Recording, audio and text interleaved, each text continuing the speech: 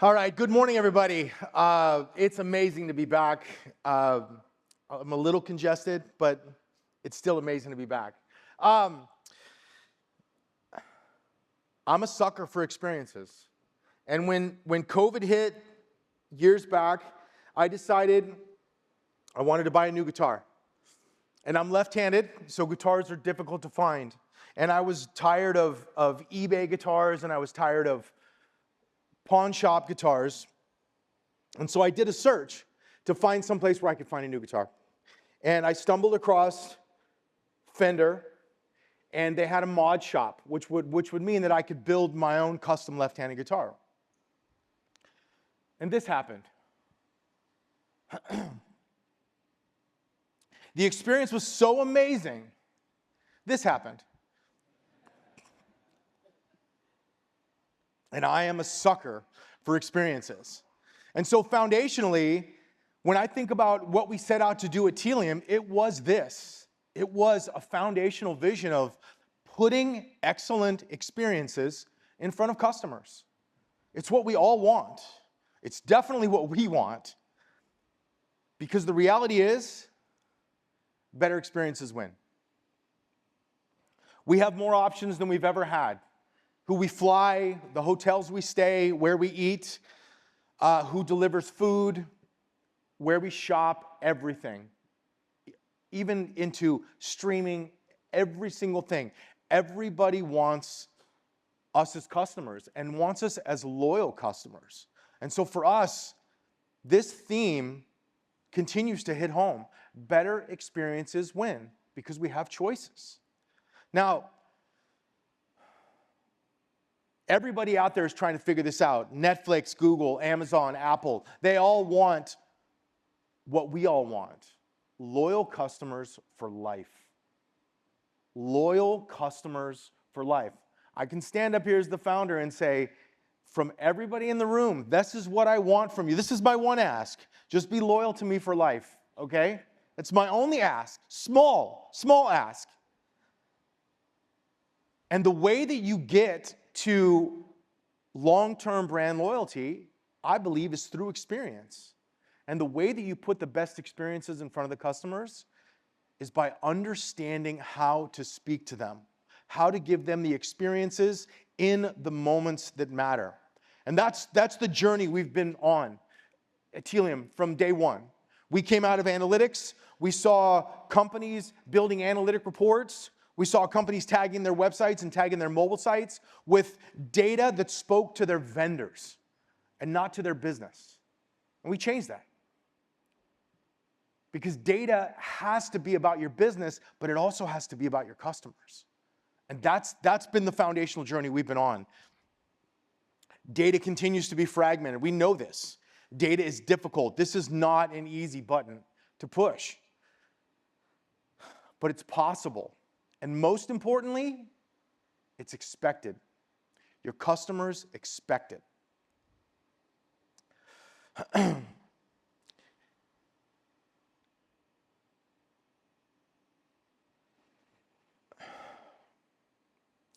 When you start to have data that speaks to your business, you start to see the silos break down.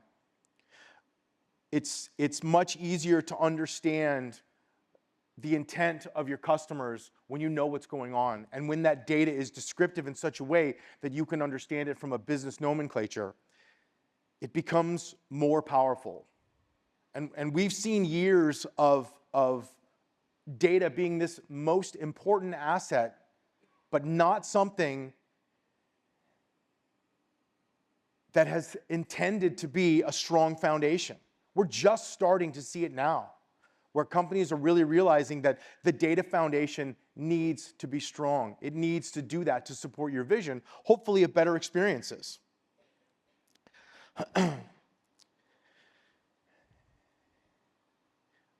When analytics was here, marketing would understand what was going on the website, and they would understand a sliver of the information. And now we're at a situation where when we're talking to customers, when we're talking to companies, it's no longer just marketing coming to the table that are trying to buy solutions from us. It's now the whole company. it's technology, it's analytics, it's BI, it's compliance. It's everybody. Everybody's coming to the table and saying, help us get a stronger data foundation. And that's, again, that's our focus. That's our sole focus here, is to give you that solid data foundation. The important parts that I think around data, breaking down the silos is a start, but it's not enough. In my opinion, when we're starting to talk about what data needs to have and what data needs to be, we have a list of things.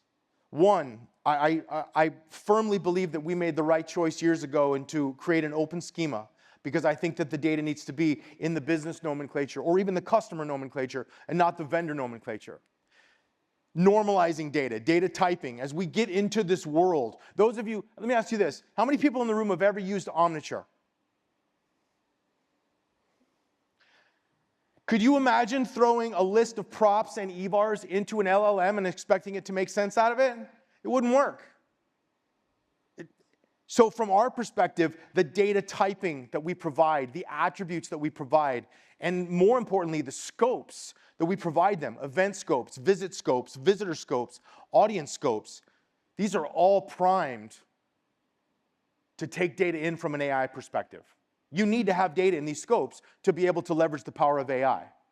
You need to have data that LLMs can figure out. And if you have an open schema that speaks to your business, along with the data typing, those LLMs can start to make sense of your data and make things go faster on the AI front.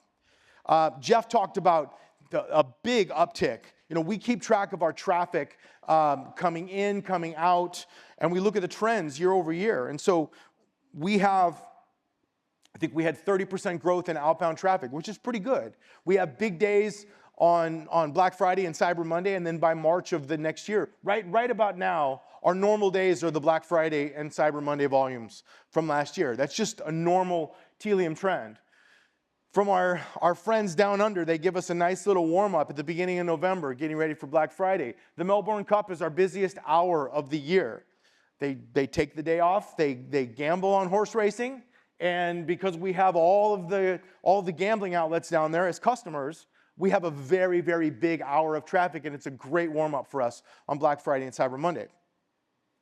And then the last piece that I'll talk about that I think is very, very important is just the nature of real time. Right? We talk about having conversations with people. I mean, everything is getting more and more conversant. And so the idea is, how do you do that with batch-based systems? And I just don't believe you can. I believe, Jeff said it, the moments that matter. I believe very strongly in that. There are moments that absolutely matter. And so this is where we sit. This is who we are. And then this tsunami of change comes in. We get cookie deprecation. We start to have CAPIs, which again were excellent challenges for us to take on. Cookie loss, signal loss.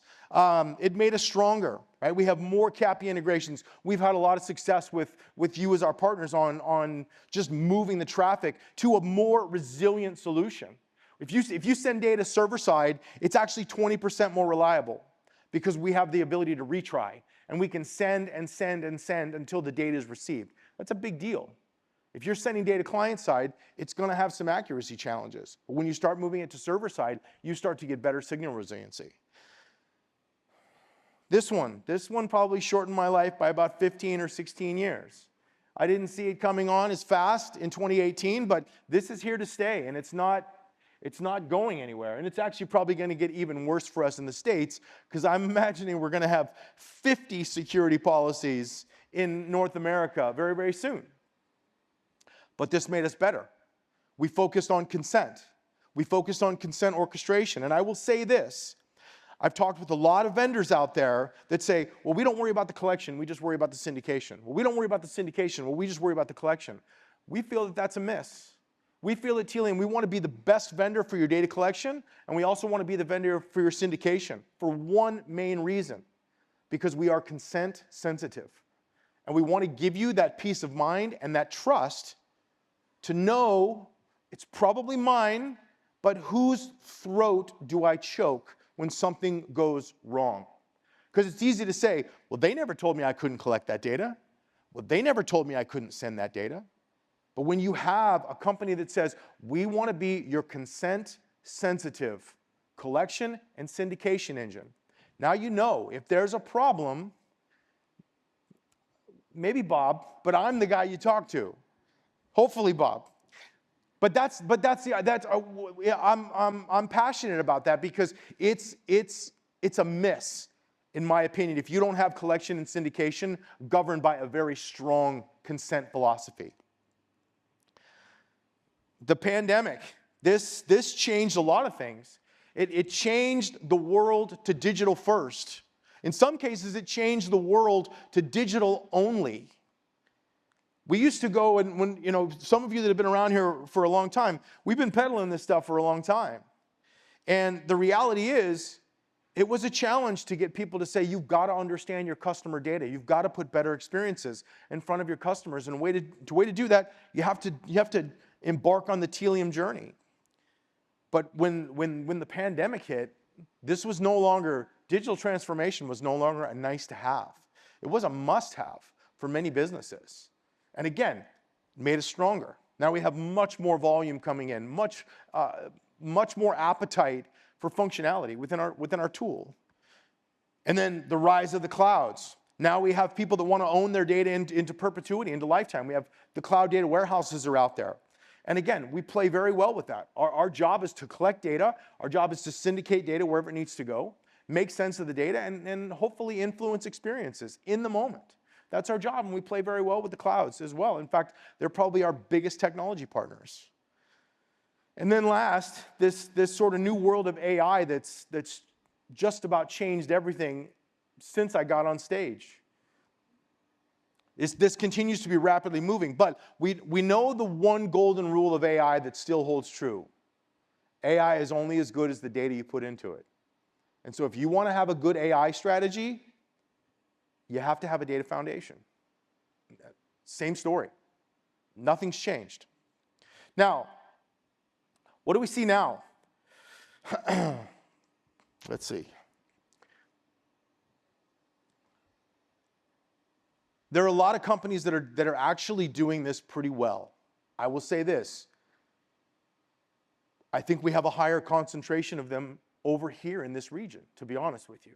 I see some stories of customers that are doing some amazing things that just, as a founder, blow me away to hear some of these stories of what customers are doing with our platform. It's just amazing. But I will say this. When James said, raise your hand, who was an AI ninja, who's got their strategy dialed in, right? This is still early days for everybody. The data foundation can always get better. The data activation can always get better. Data experiences can always get better, right? This is a religion. It's not just a task. You have to constantly focus on this. We believe that if you can bring the right people to the table, you can sell them on the value of the data. And if the data is interpretable by all the people around the table, it's going to make that conversation a lot easier. And the idea is to, how do we still deliver the most relevant experiences? Now, I talked about the business centricity. I talked about moving off of vendor centricity about data and moving to more business centricity. Now I'm going to talk more about customer centricity, because this is where the magic happens. Your customers are the most important thing that you can possibly have. Maybe you run a business where that's not the case. Let me know, I'll invest. But customers are the most important. And one of the biggest gaps that I've seen with our customers is around a holistic view. Not a single view of the customer, not a 360-degree view of the customer, but understanding the customer touch points. And it brings me to the next one that's largely overlooked, which is the call center. We have some customers using the call center, but not enough. Our customers, our partners, they're all over the web. They got the web nailed. Their data foundation is amazing. Their mobile foundation is pretty good. Their call center, there's a lot to still be tapped there. And in my opinion, it's one of the most important customer touch points you could possibly have. Because if you think about it, what is the disposition when you come on the web? I could be happy. I probably am happy. When I go on the mobile app, I'm probably happy. But when I call into the call center, not happy, right? This is not a happy place. So the idea is, I think this is a miss. I want to do a lot of talking with customers about the opportunities of call center, because I think this is where you get an excellent view of the customer. And I'm telling you, I'm always prospecting, right? People tell me, I don't really understand CDP. No, I disagree with you. Just look at your inbox. If you see any sort of disconnection in offers, you understand CDP. If you call into a call center, or if you use a mobile app, and it says, you're unable to download your boarding pass, you need to call into the call center. Fair enough. And then you call into the call center, and the call center says, you can do everything you need to do from the mobile app. I just went through this a couple nights ago. I have platinum status with a hotel brand.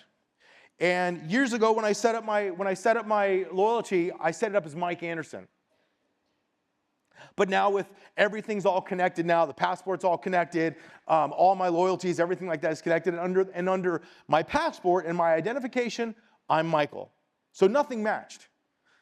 So I looked online and I said, how do I change my name? Because for some reason I can't change my name in their account. And it said you can either send an email or you can call this number. Okay, well, obviously that gives me one choice, right? Send the email. So I send the email. I give them like 24 hours, 36 hours. They don't hear anything back. So I make the dreaded call. And I call in and they say, what do you want to, what can I help you with? And I said, and it was a lovely AI bot. And I said, name change. And she said, I can help you with that. Can I send you a text message to the number you called on right now that will give you information on how to change your name? Please. Please. So she sends me the text. And I look at the text, and it says, in order to change your name, you must ask for an assistant when you call in. Then she says, can I help you with anything else? Yes, I need an assistant. Sounds like you want an assistant. I think I can help you. Can I send you a text to give you more information? 5 times I had to go through this before I got the assistant. Now, it took like 10 seconds for them to change my name. And I was so pissed off, I didn't even care if they spelled Michael right at this point, right? I was going to make another call. But this was the cherry on top. An hour later, I got an email from Sarah at Marriott who said, I'd be happy to help you with your name change, Michael. And I thought, someone's got to sell into these guys. We know what we expect now, right? We expect high standards. And call center is a big piece. We've got a cool strategy on call center. I'd love to talk to you about it. It talks about identity, call duration reduction, and on-call conversion, right? We've got plays coming out for this. I think this is a big one. The other one that I see that's big is just around some of these use cases. And by the way, I know I'm going to run out of time, but I'm going over. I'm just announcing it. So, a lot of these use cases we talk about, a lot of these use cases that I see many of you execute are amazing, but they can be very complicated. And when I think about some of the use cases that I think people should leverage a little bit more, I think about the experiences. I think about streaming platforms. And if you know some information about me, you know what I watch, you know the types of movies that I watch, maybe you know the sports that I watch. Showing me small little images that reinforce that for me is amazing. That for me is an amazing experience. And when I think about this, this is not about building 25 different websites for 25 different personas.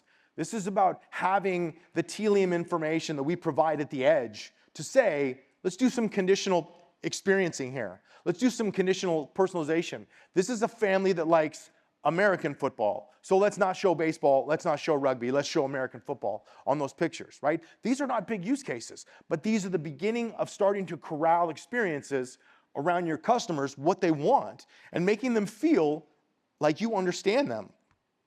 Similarly, around shoes.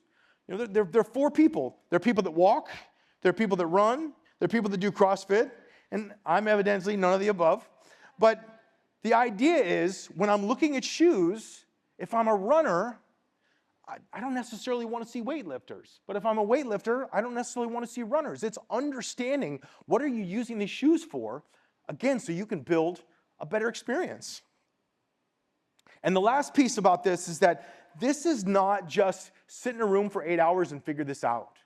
You know, if you were going to learn how to play guitar or you were going to run a triathlon, you wouldn't just go sit down and say, I'm going to do this. I'm going to do this tomorrow. I'm going to go out on the road tomorrow as a guitar player. I'm going to learn how to play it today, and I'll go on the road tomorrow. Or, you know what? I'm going to go run a triathlon tomorrow. It's not happening. This is progress. This is grinding it out. This is sticking with it, and this is continuing to hone your skills. AI should reinforce this dramatically, right? AI is an experiment. Learn, fail fast, learn again. Keep going with that. That is the strategy here. So what next? This is the big thing that I see coming up. And I'm excited about what we provide with this. Customer engagement happens at the edge. And I'm very proud that we have data at the edge for you. Data layer enrichment within Audience Stream. Moments API to bring data in, right? This is where we feel that this happens. If I think about an AI workflow and I think about a mobile app sending data into Tealium and Tealium snowpiping it into Snowflake, and a process wakes up in Snowflake that does some AI and then sends it back out over Snowpipe back into Tealium, and Tealium data layer enriches it. That's a technologically modern workflow right there. But in a lot of cases, if we could just run AI on the client, which these devices are allowing for this, we're already working towards this. If I can just run AI on the client, then I can have these small, micro-focused AI models that are using that data in the moment, that up to the moment set of data, to give me the insights to the best experiences. And that's what I see coming. And again, that's where we're going to continue to focus for you. Better experiences win. Full stop. That's what we should all be aspiring to do, is to dazzle our customers. I hope that's what I did today. I'm a little under the weather, so I'll take a half dazzle. But it's an honor to be here. It's humbling. I remember when we were the equivalent of one of the pastry carts over there when we did Digital Velocity in 2014. I think the pastry cart was our stage. Thank you. Thank you for being here. Those of you that are here year after year, thank you very much for your partnership, your loyalty, and please expect great things from us, because you guys are what push us to be great. And so I thank you for the partnership.